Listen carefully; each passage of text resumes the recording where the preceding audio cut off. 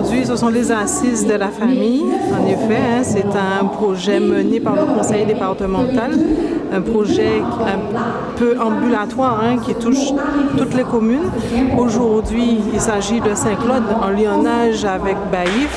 Donc nous recevons le département pour pouvoir mener ces assises, accompagnés bien sûr d'intervenants tels que l'UDAF, les représentants de l'UDAF, de la CAF, les psychologues, des éducateurs, mais bien entendu les familles étaient conviées, les enfants sont conviés, les jeunes sont conviés, enfin on parle de la famille, donc tout type de famille, famille recomposée, famille monoparentale, donc tout le monde était invité, les jeunes, les aînés également, de manière à pouvoir échanger autour des problématiques de la famille, mais surtout pouvoir trouver des pistes de solutions pour un mieux vivre au sein de la famille et un meilleur fonctionnement et que tout le monde au sein de la famille puisse trouver un équilibre de manière à évoluer. C'est pas évident d'évoluer dans la famille puisque il y a beaucoup de difficultés sociales, beaucoup de difficultés sociétales. Ce n'est pas propre à la famille guadeloupéenne puisque les problématiques familiales touchent plusieurs pays, plusieurs secteurs. Mais c'est vrai qu'en Guadeloupe, nous avons nos spécificités puisque nous avons notre culture qui nous est propre. Donc c'est pour cela qu'il est essentiel que chacun, parce que ce n'est pas ce n'est pas une problématique qui doit être prise à bras-le-corps par le politique, par les élus, mais c'est tout le monde, c'est tout un chacun. C'est oui les politiques, mais c'est aussi vous, c'est moi, c'est chacun de nous. Et comme on en a parlé aussi dans les assises, il y a ce contrôle social qui s'opérait avant et qui ne se fait plus. On voit un enfant, par exemple, dans la rue qui a un comportement inadapté. Il y avait le voisin avant, à l'époque, qui disait, qui reprenait l'enfant ou qui interpellait la famille de l'enfant pour lui dire que voilà, il y a quelque chose qui n'a pas été correct. Maintenant, on est devenu un petit peu susceptible. Malheureusement, voilà, on n'est plus dans ce contrôle-là et il est essentiel que nous puissions retrouver nos valeurs, ou en tout cas les valeurs qui fonctionnaient et qui permettaient d'avoir un cadre au sein de la famille pour encadrer en fait les enfants. Il y a un parent qui expliquait qu'à 40 ans, on devient déjà grands-parents. Donc ça, en fait, c'est synonyme des parents qui deviennent parents très tôt, qui n'ont pas encore fini. Donc certains jeunes n'ont pas fini leur maturation, si je peux m'exprimer ainsi, et deviennent déjà parents. Donc c'est pas évident effectivement de pouvoir mener de concert. On a envie de continuer sa vie d'adolescent ou de jeune adulte. Voilà. Et de l'autre côté, il y a des responsabilités à prendre en tant que parent. On a parlé d'autorité parentale, mais quand on devient parent trop jeune, on n'a pas de recul suffisant, de maturité suffisante pour pouvoir justement asseoir cette autorité parentale et conduire, faire grandir un enfant avec toutes les références et tous les repères nécessaires à son bon équilibre. Et étant chargé de l'insertion, de la jeunesse, c'est vrai que les assises tombent à point nommé pour la ville de Saint-Claude qui est la ville s'intéresse à la famille, la ville s'intéresse à la jeunesse, la ville s'intéresse aux enfants. Nous avons effectivement pas mal de dispositifs qui sont déjà en place, qui fonctionnent de concert.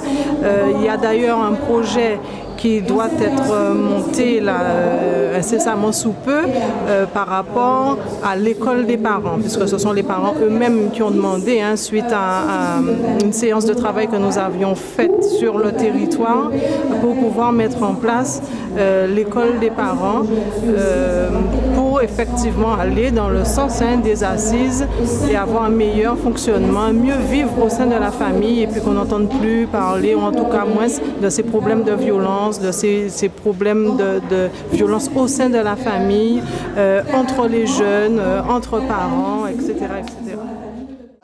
Je crois que c'est pour moi, c'est une satisfaction. Une satisfaction de se dire c'était peut-être une attente. C'était une obligation pour nous élus de proposer ces assises, de mener la réflexion, de la conduire avec l'objectif 2018. Parce que nous attendons d'aller dans toutes les communes, de faire le village des jeunes, le village des aînés, pour aussi les entendre et pour pouvoir bâtir, je dirais, le carré sol de cette maison Guadeloupe, le carré sol de cette société guadeloupéenne que nous appelons tous de nos voeux. Ce n'est pas l'affaire du conseil départemental, mais à mes côtés, avec l'UDAF, avec la CGSS, avec la CAF, avec le rectorat, avec la RSE, puisqu'il y a un problème de santé aussi en Guadeloupe, avec le planning familial, mais nous permettrons vraiment une vraie réflexion en profondeur de cette société.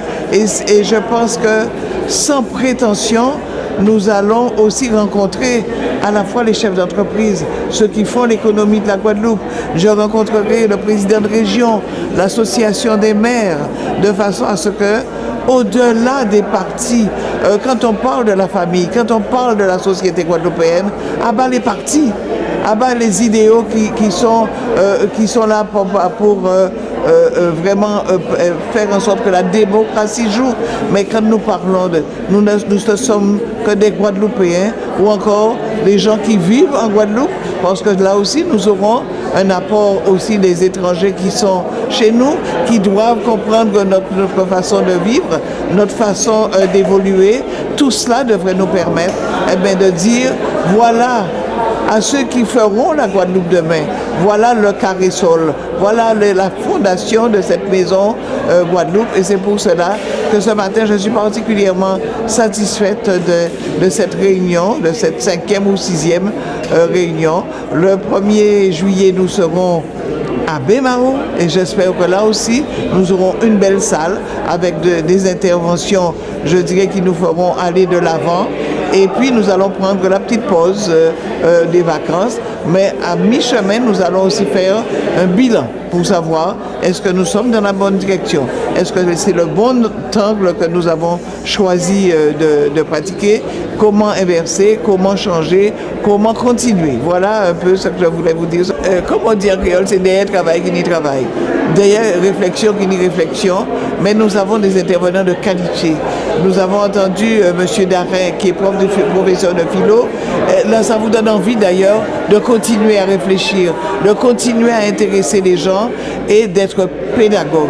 Parce que la Guadeloupe a aussi besoin de cette pédagogie du passé qui ne doit pas venir encombrer, mais accompagner, enrichir nos débats. Donc, nous avançons. J'attends que les jeunes nous donnent aussi leurs sentiments. Ils sont facilement critiquables,